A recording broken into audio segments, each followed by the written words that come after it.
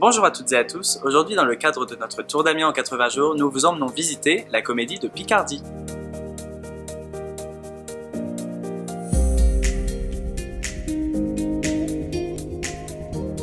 Bonjour, je m'appelle Nicolas Auvray et je dirige la Comédie de Picardie. Un théâtre depuis 1989, puisque la région avait décidé d'acquérir ce lieu en 1987, et le théâtre a été inauguré le 19 mai 1989.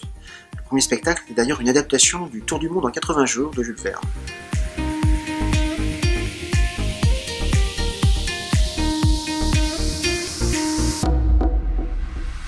Nous y créons et nous y accueillons un grand nombre de spectacles, une vingtaine par an, pour environ 80 levées de rideaux. C'est un ancien hôtel particulier, vraisemblablement de la première moitié du XVIIIe siècle. Ensuite, cet hôtel particulier a été transformé au milieu du XIXe siècle.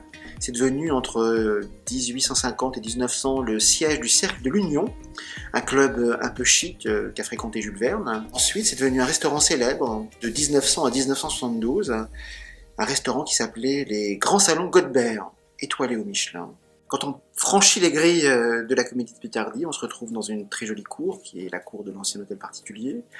Puis dans un hall où il y a une très belle verrière des années 30. Puis ensuite il y a un très joli bar, un bar d'entracte où on peut aussi, avant chaque représentation, se restaurer.